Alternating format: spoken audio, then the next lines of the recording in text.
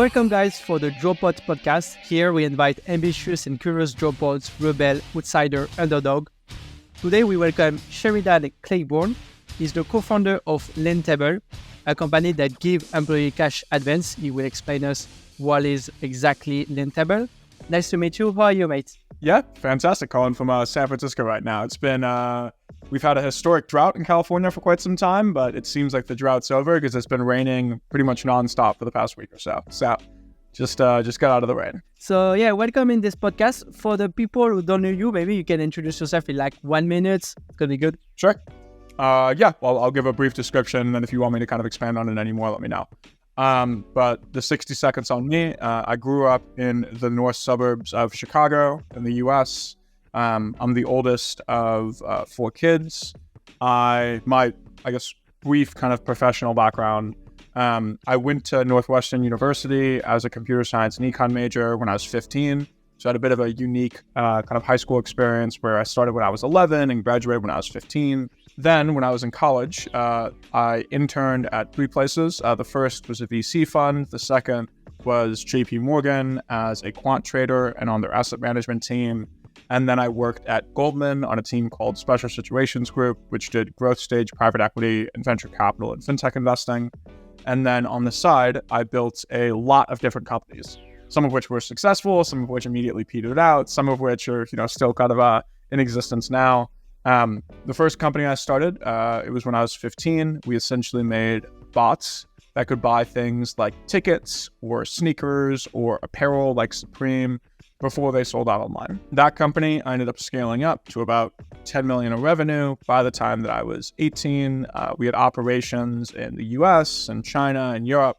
I didn't have any full-time team members, but I did have a lot of contractors that I worked with. So that company I've essentially been running for kind of like the past 5-6 years. And it's a bit of a non-traditional business in the sense that it goes through ebbs and flows. It's not like it's something that's ever going to have an IPO. And there's different times in the market where it's kind of relevant to be running it or when I've got kind of the capacity to run it. But it's been kind of an ongoing thing over the past like 6-7 years. After that, I started a company in the private equity space. But yeah, I essentially built a startup. It was kind of like a robo-advisor, if you guys know, like Betterment or Acorns, except we were focused on private equity and alternative investments. So think, Kleiner Perkins, Sequoia, Blackstone. So we're essentially helping non-accredited investors get access to those private equity funds.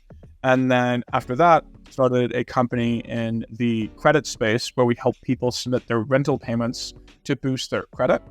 Then I ended up dropping out of Northwestern when I was 18 years old. Was fortunate to have gotten the Teal Fellowship as well as Forbes 30 Under 30. And I started working at a company called Dropbox as a machine learning product manager full-time. But 3 months into that company, I ended up getting introduced to kind of the world of employee benefits and 401k matching.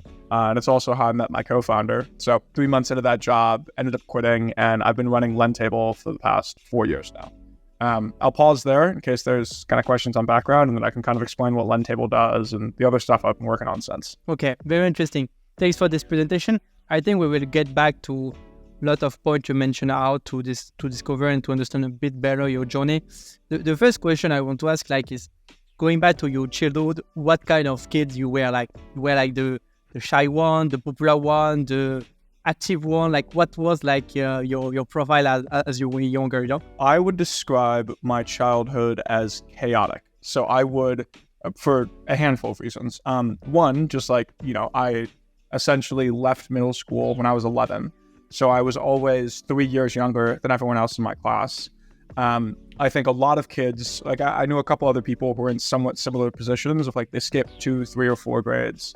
And typically what they did is they got really quiet. You wouldn't see them a lot. I had, for whatever reason, the opposite defense mechanism. I was super extroverted and talking to everyone.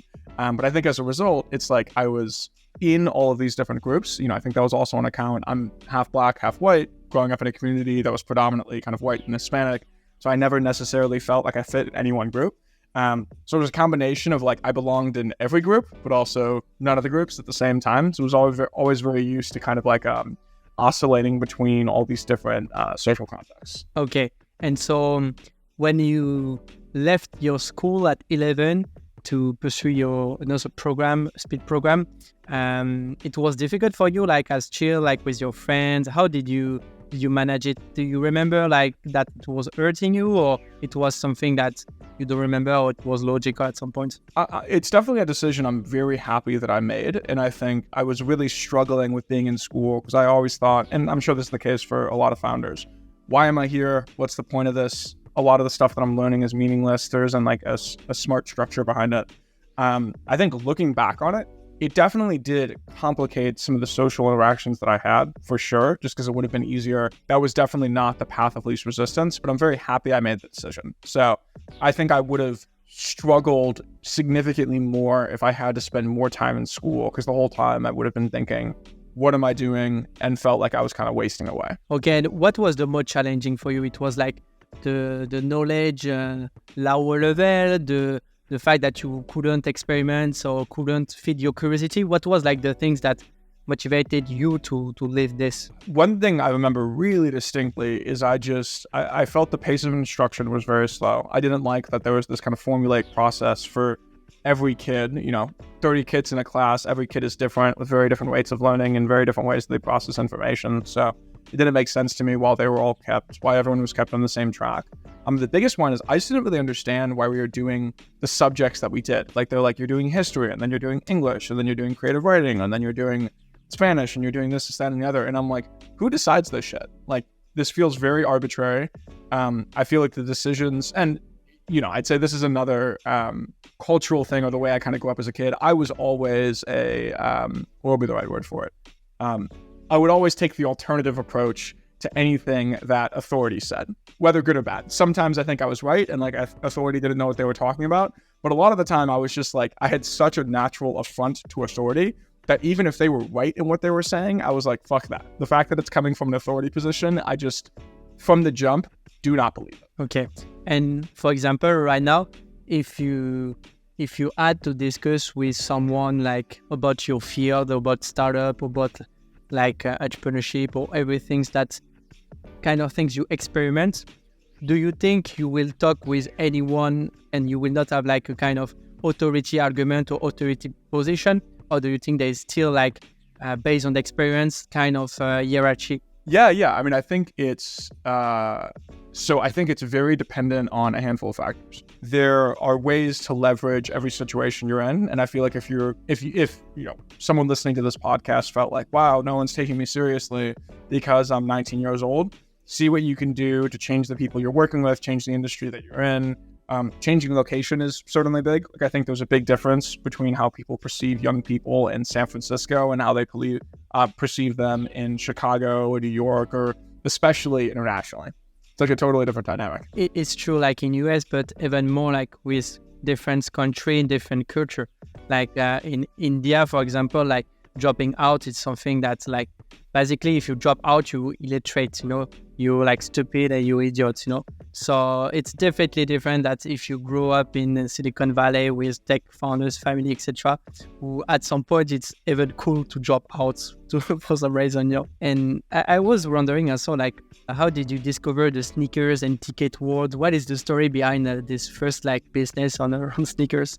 Yeah, so I mean, I discovered that so I actually had a friend of mine in high school was running a sneaker company, had made some money with it. He had kind of talked with me about it. Him and I kind of worked on some projects together, and that's what kind of first introduced me to it. So I knew some other people. I was never a sneakerhead myself, but I knew some people who were making some good money from it, and I'm like, wow, this is a pretty cool opportunity to make some good money from this. Okay, so you met this friend who were in the industry. He bring you him, and here you identify some opportunities, especially boat opportunities. You created some boats, some tech into it, or did you start by selling yourself shoes physically, etc.? Yeah, so I mean, we only ever started by using bots to essentially acquire stuff. I never was the kind of person who was like trying to buy like a discount off these because I didn't have any of those relationships.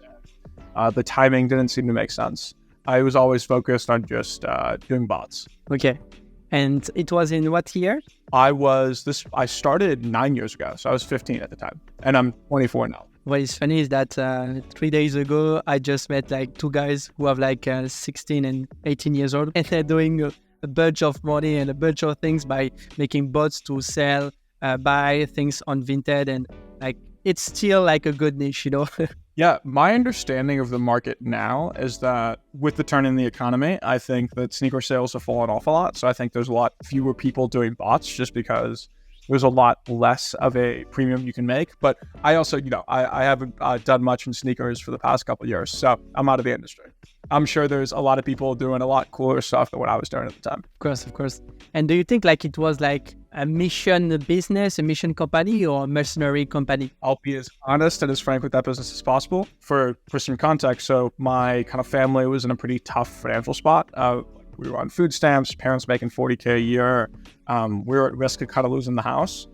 So the mission, if I wanted to put a morally positive spin on it, is, to kind of help my parents, not let my little siblings be in a bad spot. But as far as what the actual company itself did, no, there was zero utility for the world. The only thing that we were trying to do was buy sneakers and sell them to the same people who would have already bought them, just try to sell it at a premium so that we could skim money up. I will make no claim. I think the companies that I've done, after that point, have been much more focused on kind of making a positive impact. And I've only tried to work on things that are in industries I really care about and I think are really making a difference. But that company, there's no difference to be made. This first business was like more node up, something to win money, to earn money as fast as possible.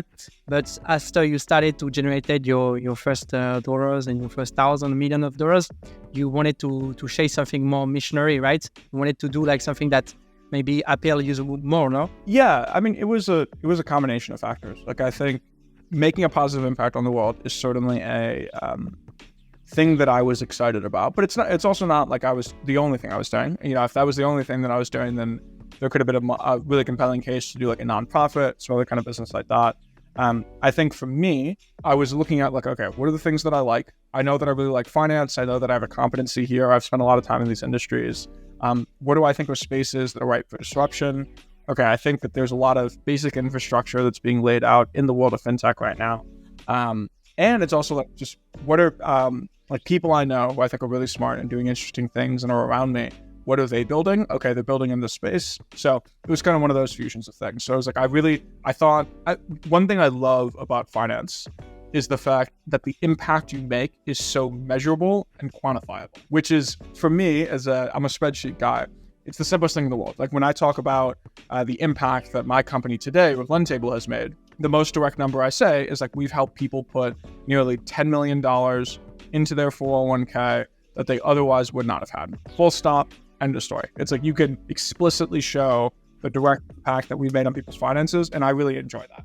It's not to say that those numbers are the end all be all. There are certainly companies that have, I'd say, a little bit less direct financial kind of numbers and cents impact, but still a massively profound impact on people's lives. I personally just really like the fact that I can say, what did I do? I did this. Like it's a number on a spreadsheet. I can tell you exactly what I did. And you went on an industry that was interesting for you, that get the KPIs to attract you, the KPI to say directly, like I can make people save this amount of money or win this, but you also got on an industry where you have leverage at some points because finance and tech in finance was your thing at some point. Exactly.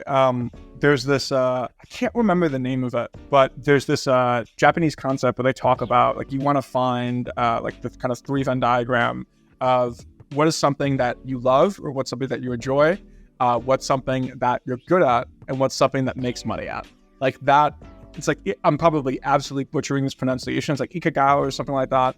Well, I'm probably not even saying the right word, but I think finding that fusion is super important. And then, yeah, also to be clear, I've worked on, I just named kind of the bigger companies that I've worked on, but I also did so many small projects in between too. A lot of it was just like, it's easy. Like Steve Jobs had this, I think it was at his like one of his like commencement speeches where he talked about like looking back on all the experiences in your life.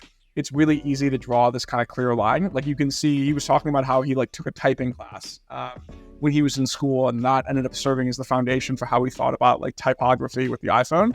So in hindsight, it's a really clear line. But at the time, you have no idea. You're essentially just like plotting points on. You were experimenting, and everything right now make more sense when you look the overview of your journey, you know? But I was wondering, like, why Dropbox? Because at some point, what is the link between everything like this? You know, maybe project management learnings. I don't know. What is the link? Yeah. No, it's a super fair question. So the reason that I chose Dropbox, I'll take you to exactly kind of the headspace I was in. So I was at Northwestern. I just had, unfortunately, one of my roommates took his life. So it was a kind of tough time to be at school. I'd already been having a lot of thoughts about, I just don't see why I'm at the school. I don't see the benefit.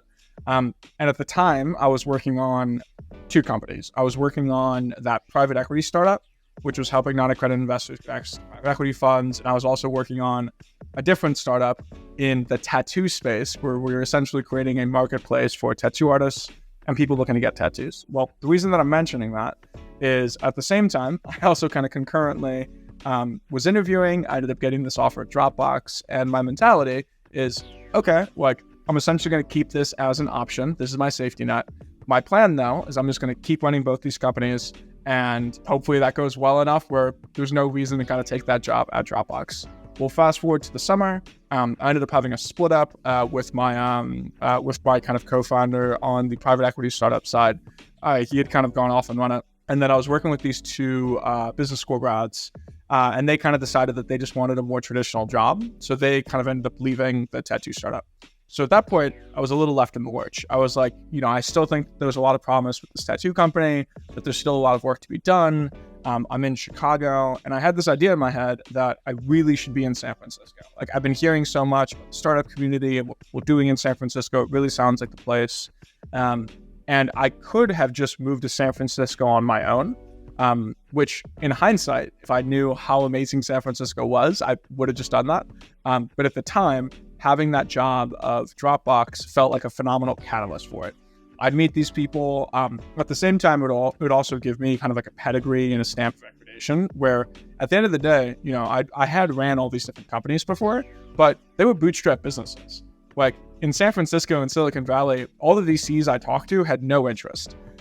They're like, you don't have any of this kind of like pedigree, any of this kind of status.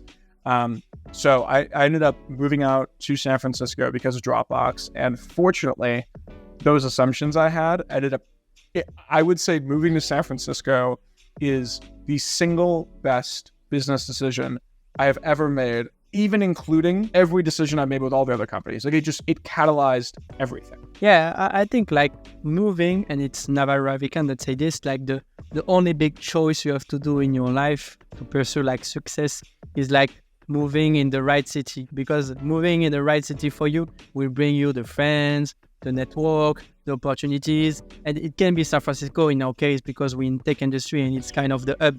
But for some other people, for creatives, for people in cinema, maybe it's Los Angeles. For people who want to do luxury things, maybe it's Paris. And so I think like, yeah, moving in the right city for you, it's definitely like one thing that can be a life changer at some point. Yeah, I absolutely agree.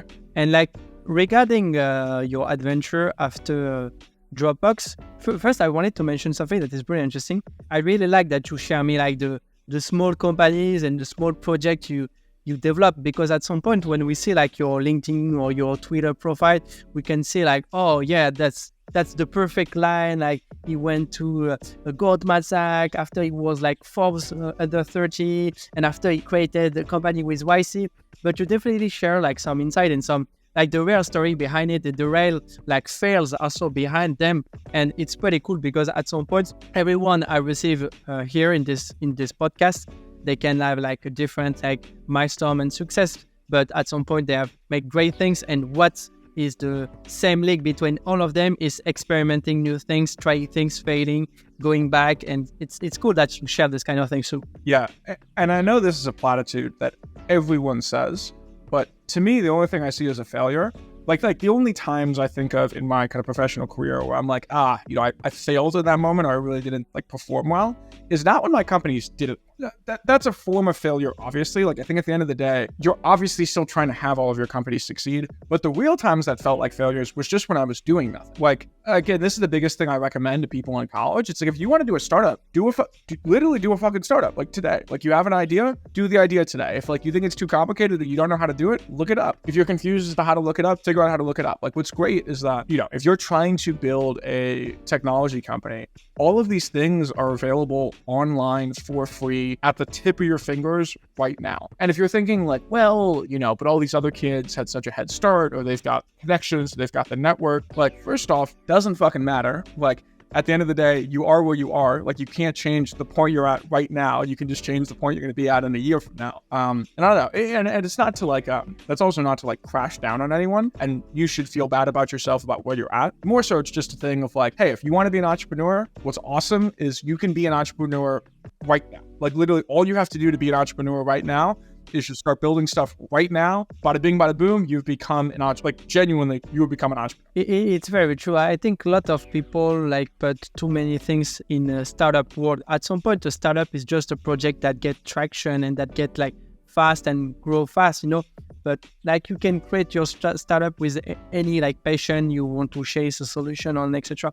And like what we observe right now, it's that there's the people who have like some obsession and some passion for some industry, who can take like maybe months, maybe years to try to solve a problem, and they don't want to put this name like startup because they have seen on movie like things that they didn't like. They have seen some cliche that doesn't represent themselves, but at some point, it's this kind of people, obsessed people who want to solve a problem, that are already like startup creators. And there's like other people who are chasing just like being entrepreneurs.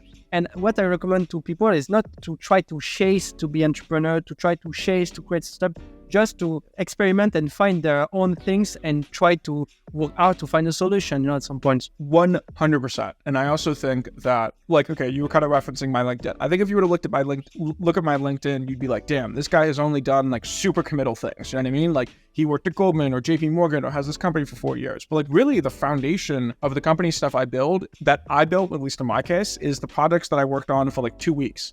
I'm like, I worked on this for like 2 weeks, didn't work at all. I kind of didn't really revisit it. Like that was the foundation of all the stuff I kind of built in the future. And I also think that, especially because you were saying that the demographic of people in this kind of a podcast, like 17 to 25, I actually think the absolute best time to run a company, without a doubt, is when you're young. And the main reason is just like, if we're talking about, reference the parents of folks who are on your podcast, they might have real constraints. You know what I mean? They've got a 40, 50, 60-hour work week. Then they've got to go home with their kids. They got to pay rent. Like there's like real things where like, yes, in theory, they could stop doing it, but there's like a lot more friction to doing it. But if you're in college and you're in high school, you, without a doubt, have 40 hours a week. I don't care how hard you're working. You have time. You can allocate time. And what you can do is just like work on a project on the side, and you'll also realize if you like it. Like, I actually, while I am a big believer that anyone can essentially be an entrepreneur and that anyone can kind of try it, I don't think it is the right fit for most, if not all people. Like, I think most people will try it and realize, fuck, this is more work than I want to do. I care more about having free time. I care more about not having risk and not having ambiguity. And that's great. Like, you now don't have this feeling of like, oh, like if only I'd really pushed myself, I could have done it. If anything, you try it and you're like, oh, wait, I just realized like I do not want to do this shit. Like this is not for me. I'm like, that's awesome. And I will add that for me is the same. I do think that everyone can be entrepreneur. And I do think that there's like different type of entrepreneurship.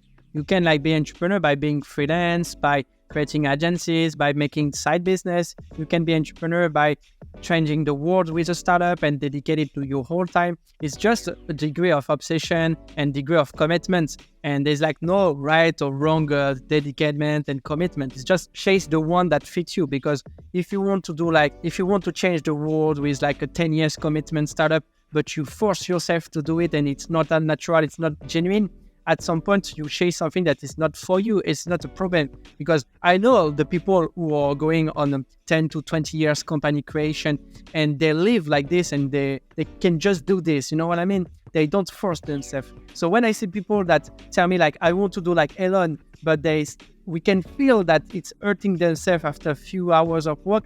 It's just like, it's not this kind of entrepreneurship for you. And it's okay, You don't have to force yourself, Oh yeah, no, I think even Elon himself states like, no one would want to be in my mind. Like my mind is like a terrible, sad place all the time.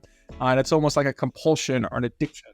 And I think you also know if you're that person. Like I think if you're so compelled to do a company that you will do it through all pain, through all glass, through all hardship, you're probably already doing that. So and it's not to say like, people with kind of like less ambition or drive can't be like Elon, but like, yeah, no, I totally agree. I think like, it's easy to say, it's easy to think like, oh, I wish I had some $100 billion company, but like, when you get into it, but I think the best thing that anyone can do, anyone who even has a thought, I'm potentially interested in startups, it doesn't need to be, oh, I quit everything and I do this thing full time. Because I think the holdup that a lot of people have is they're like, well, how do I even think of an idea? What do I even do in the first place? Like there's so much friction to starting.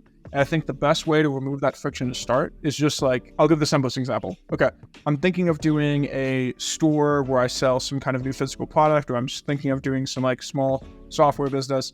I'm going to chat GPT. Hey, I'm thinking of starting up this company. I've got 10 hours a week. What can I do? I have no idea how to build a website. I've never coded before. I don't know how to code. Like, give me some basic recommendations. Here's your bunch of basic recommendations. Okay, I don't understand the recommendations. Please explain the recommendations. Like, those are things that you could do while listening to this podcast right now. And I also recommend like all people who listen to us to chase, to go on their leverage and to chase compound effect.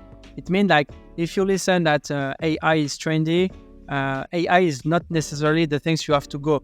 It's the things you have to go if you have some leverage on it, or if you can like, have a learning curve that match this, or if you can create like some compound effect on it based on other activity. But don't go on some industry because it's trendy. Go on industry that you can be passionate, you can learn, you can grow, and you can become expert, and you can leverage it. And that's also something that is important to mention, because a lot of people that I met, when I ask them like, do you have any like conviction, any industry that attract you, anything that you want to work in, most of the time people are showing like the trendy industry, like before it was crypto, right now it's AI, etc.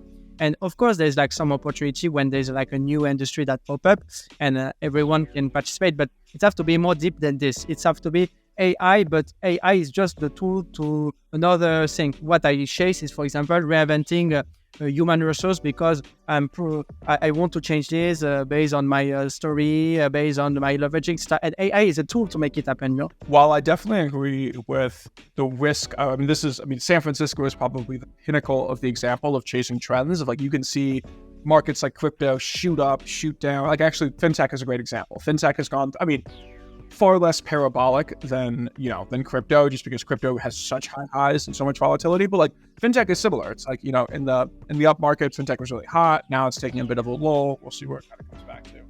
I totally agree. I think trend tracing, it can get you not building kind of fundamental knowledge. However, and Sam Altman, the former, kind of guy who founded OpenAI and former president of Y Combinator, talks about this a bunch, that it's really important to pick markets that are going to grow. Like, for example, I'd say if you've got some belief that like investment banking or accounting or things like that, or markets that are on the decline, there is a lot of risk with getting into those businesses now, just because there will be people who build up skill set. Let's just, and this is where it requires some like fundamental, or like fundamental conviction that you have in an industry. If you do believe that AI is the next platform shift and it's going to change all these markets, being able to be in it now, not just because it has venture money right now, but because this is hey, I'm getting into the internet when it's just starting and I'm able to ride the coattails. It's just much easier to be successful when you're in a market that is growing. You can still be successful. There will be many investment bankers, many accountants, many folks like that who are going to be, or take any industry which might be on the quote unquote decline, that's still going to be really successful 20 years from now. It's just a lot fucking hard. So there is a lot of benefit of picking a market that you think is on the incline, but it's also like, to your kind of point, it needs to be something you give a shit about. It needs to be something that you're competent at. Like at the end of the day, if you're just picking any random trend and you fucking hate it, the easiest, one of the best ways to win is like, take one person who's training for a fight, who's just like has this like crazy mental fortitude and is super driven, or take another person who just loves to train. Loving to train is just such a huge advantage. If you can be someone who's just like loves what you're trying to do and just enjoys it, like you're not even forcing yourself to do it, you just fuck with it, it's going to give you such a huge advantage just because it's so much easier. Like you're just going to do it when you have free time because you like to do it. Yeah, I completely agree. At some point, there's like a risk of this because if you just like to learn and to explore, it's very difficult for you to be focused. So at some point, I think one moment, it has to be a bit deeper than just like learning, it can be related to personal story. It can be related to falling in love with his business partner, falling in love, or falling in love with his niche, falling in love with his customer. So I think like it's perfect to experiment and learn new things. But at some point, you have also like to chase like some kind of industry, some kind of place you can have a personal fit, you can be proud of your clients, you can be proud of your service, etc. It's very important, But I will get back to the point we were kind of both making before, that the best thing you can do though is just start. Like I actually think the death of most people in startups, the death of most things is that it's really easy. I think sometimes when people are faced with an ambiguous, and I certainly fault myself with this all the time. So if anything, I'm actually giving this critique and feedback to myself. A lot of the times it's easy to be faced with a difficult decision. What new business should I work on? What new project? How should I work on the sales funnel? Anything. And think, okay, I'm not sure. It's ambiguous. It's kind of hard. I'm going to push that decision until I get kind of more information. And I think that like by pushing that decision, I haven't made a decision. I have. The active decision I've made is to do nothing. And the grand majority of the time, doing nothing is a very damaging decision. Now, sometimes there are some decisions where it's like, you cannot reopen the door once you close it, where it's like, it's a final decision. You have to stick with it. It's really difficult. But I actually think that most decisions are not that. Most decisions are reversible. Most decisions you can change. Most decisions don't have that much or that lasting of an impact that you can't change it. So you should always err on the side of acting with expediency on it, just because not making a decision is very much so a decision. You're making an active decision to do nothing. And so I wanted to get back a bit, like when you drop out from school, how did your family took this decision? Clarify how I dropped out. I dropped out. So essentially, I just stopped going to class. I was like, did it like do a form? I think I actually might still be officially enrolled in school. I don't really know. But it was a combination of factors. Yeah, I just stopped going. I was on like a full ride scholarship. So it wasn't like a money thing that was an issue. My parents certainly weren't happy with it. My dad's Black. He didn't graduate from college. It was definitely a big deal to be able to have a college degree. But at the end of the day, I think I had enough, like I was, living on my own. I had my own money. So I was in a position where it's like, love them, appreciate them. But at the same time, like I was, my thought of things like that is it's like I was already so far past what they had accomplished career-wise. Not as a knock to them. I just like, they did a great job of rearing me. So I was very far past where they were at. That I was like, while I love them and I know that they care about me and have my best interests at heart, I don't know if I value their career feedback as much as they think I should, just because I'm far beyond them at this point. Like if they weren't my parents, would I take their career feedback? Absolutely not. And you got like some track record, you got some legitimacy to take this choice at this point. You didn't drop out like at 15 years old when it was the beginning of your journey. You drop out after like getting like your first result, after taking charge of you, etc. And so it helped in some case, Yeah. Let me also be clear though. It's not like I was dropping out and doing 100 hours a week to start. Like I really dropped out just because I was like, fuck school. I don't want to do this. This is a waste of my time.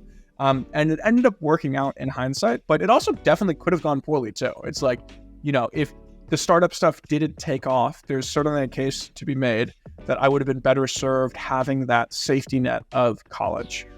So I think like when people are thinking about dropping out, unless you were, and this is kind of why I always recommend, just like when you're in college, best time to do a company, you can just start building your company now when you have free time because you're 40 hours a week. And if you can really fill more than 40 hours a week and have conviction in what you're doing, fuck it, drop out. You've got a good reason. But I think most people are very far from that. You know what I mean? Like maybe they do a couple hours a day.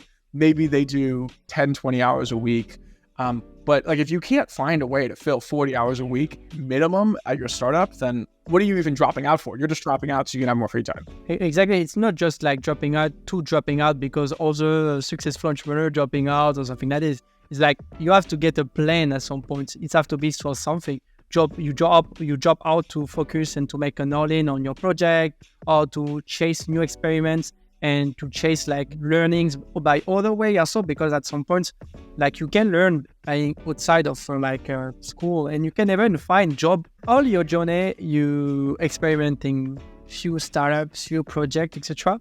My question is like today with Lendtable, which is your main company, do you have still like other startup who you are operational and who you're working? No, so my full time and full attention is with Lendtable. I still have equity stakes, and those are the companies that I ran, but I'm not running the day to day. The only other, I guess, product that I have on the side is I run a small VC fund.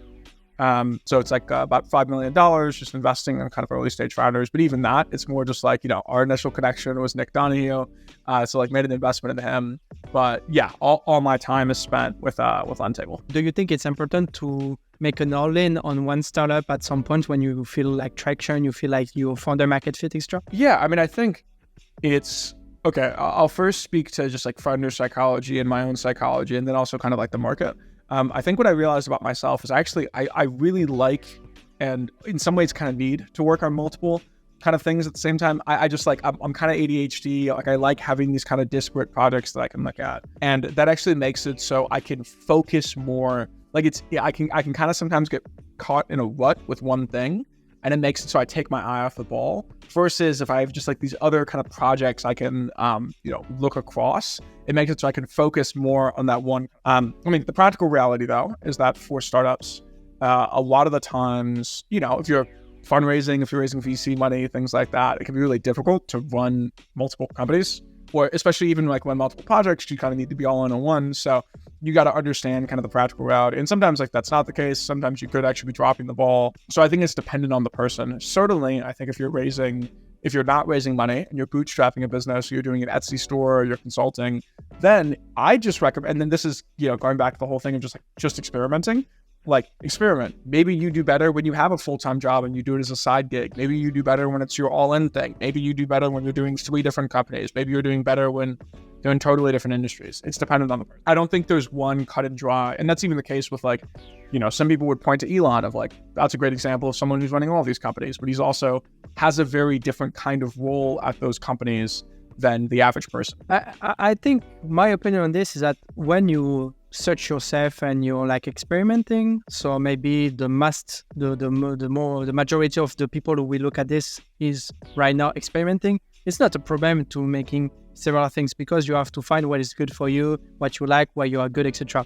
You have to go to a limit, because you can't get result, or you can't get like good insights to take decision if you are working on too much things. But having several things, not a problem. But the moment you have found like your founder market fit, you started to have co-founders, you started to have like a real startup mission, you started to have investors. For me, like you don't have choice. You have to go all in, I don't believe in people who want to run companies, ambitious company with co-founders, with team, with company culture, and we have like several activity at some point. And for example, Elon is different. Like Elon right now is not a founder, he's a CEO right now. Like he manage a business that is well established, that is massive, that he make it grow like a startup, and he's like why he's good, because it's a well established company that he manage with agility like a startup. But at some point, it's not like a 5 years old startup that bootstrap. I totally agree. I think while Elon or some kind of founders like that, it can be interesting to look at their management style. At the end of the day, Elon previously sold a company. He had PayPal, like he made hundreds of millions off that. So he came into these first companies with hundreds of millions of dollars, which already is a fundamentally different position than most founders. And like those are companies at mega scale. You know what I mean? Like it's akin to him running like a Disney or things like that. So the kind of management practices and the kind of things you do to manage a Disney are, I've felt the differences of, now my company has about 30 employees, and I've seen how different the company feels from when it was just being my co-founder to when we had 1 employee to when we had 5, to when we had 10, to when we had 20. I When cannot the pyramid imagine. grow, it's completely different. It's just a different company, and your role is so different, which I think what was so surprising to me. So I can't even imagine how different Elon's role is running all those organizations at such scale. Also, industry too. Like being in hardware and fucking rockets is a very different kind of company than running a fintech retirement company. Of course. And like it's one other guest I brought to the podcast who told me this. Elon, when he was young, he decided to look for 3 or 5 subjects that he could focus the next 5 to 10 years. It was like biology, science, or tech, something like this. And he decided to focus on finance, like with X and in the tech industry. And he dedicated his whole time on like his algorithm, X, So at some point, when he was like bootstrapping his first company, and it's like this step of the story of Elon that have to inspire young builders, not the step when he managed now like several like multi-billion company, But at this stage, like of the young Elon, he was just like selecting industry that attract him and that he can grow and he can learn and he can become good, and focusing on it for several years. And that's how he created like algorithm, and that's what makes him like the first bunch of money, at some point. And so I was wondering also, like, so I don't know if you were alone on a lot of ventures or not entrepreneur companies, but at some point you experiment solo founder company and you experiment companies with co-founders. What changed by having co-founders? Yeah, I mean, and it's very different depending on like the actual stage of the company. I love having a co-founder. I think just like being in it with someone else, kind of the balance, the motivation, a lot of the times complementary skill sets. Be a lonely fucking journey. So it's like nice to have someone that is kind of mutually aligned and incentivized with you. For young founders, I would definitely, absolutely recommend if you can find a co-founder, do it. And I wouldn't be overly worried about, like, I've seen so many young companies implode because of equity disagreements. Like they're arguing over 30, 40, 50. It's like, it's all the same fucking thing. Like at the end of the day, I'm a bit of I'm practical with this. It's like you and your co-founders should be 50-50. And if at any reason you think that person is pulling insufficient weight, then it's not like they should have 40% and you should have 60%. Like you shouldn't be co-founders. Like you should be all in that, like the sum of you is equivalent to more than any of you individually. And if at any point in time you don't think that, it's not like this person isn't worth like 10%. Maybe they could be like a first employee, but like that would be the change in dynamic. It's like you need to feel that this person is a compliment to you. And even if not, that doesn't mean that they're always going to be providing as much value. But like you need to think that the sum of you two together is greater than either of you individually. Yeah, 100%. Very like lot of wisdom on this. I completely agree. Like I can't like having like call with people who tell me like I'm having like a potential co-founder, maybe he can get 10 or 15% of the company because he's gonna need to do this, and this one maybe 20%. No, bro, chase people who are motivated and who are like obsessed like you, but like with complementary skills, and you have to chase this. If not, like it's not gonna work. Yeah, and I've always some feedback I got kind of early on in my company building that I really fucking agree with is that all the little minutia equity stuff, it doesn't fucking matter. Like the only thing that matters, especially if you're building like a venture-backed company, is your company successful or not? Like, is your company worth $1 billion or is it worth zero? Because most of the time it's worth zero. And it doesn't matter if you have 50% or 100% is zero, it's still zero. And in the case that it's worth $1 billion, sure, you want to have 100% of $1 billion, not 50%, but it's also the same number. It's like if you make $500 million or you make $1 billion, you've made the same amount of money. You know what I mean? The most important thing is how do you increase the percentage chance that your company is not worth zero and it's worth something that's not zero. That's at least my thought on how to co-founders. What I tend to say also is that co-founder will give you maybe more probability to win, will give you like a more stability, less crisis, more management of risk, but it's also like a life choose at some point. It's very important to judge like also like human fit with you. And a lot of people just like stop at you judging like the technical abilities or like just like the art skill and soft skill. It's not just this, it's like very the match at some point. And you told me you have like a VC. What is this VC? What are you doing with it? And explain us a bit. Yeah, it's just a small kind of VC fund where I'm investing $50,000 to $100,000 checks in pre-seed founders. So honestly, focusing on founders kind of around my age, try to be the first check in. Okay, and you have some verticals, some precise subject to invest in, or it's just like feeling? Yeah. I mean, no specific theme. I think the place that I'll be able to generate alpha is access to these young, incredibly technical driven founders. And, my ability to kind of access them right as they're dropping out of Stanford, MIT. But as far as sector, no sector. I mean, I know fintech, so fintech's definitely a space I'm interested in. But if anything, my best performing portfolio companies have been hardware and deep tech companies. And you manage it alone, or you have like some other partners? Yeah, I'm a solo GP. Okay, mate. And if you had like to give like some, maybe not advice like product like this, but like just like sharing something to some dropouts who can see you right now, what will you give them? What will you said to them? Things are going to be all right. It gets tough, but that's part of the journey. You're going to look back on it and be really appreciative for having the strength and conviction to make it through those tough times. Move to San Francisco. That's really helpful. If you're thinking of doing a startup, just start doing a startup. Doesn't even matter what you're doing, as long as you're doing something. That's better than doing nothing.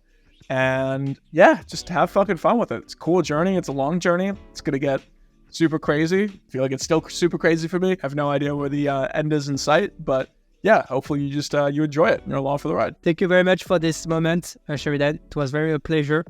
Next time in San Francisco, maybe with a physical episode. I'm thinking about making like a physical one, which will be maybe more interesting, like following up like your daily journey or something like this. So if you're in, we could do something like this. Just let me know, brother. Let's get after it. Nice to meet you. Thank you very much. Ciao, ciao. Go.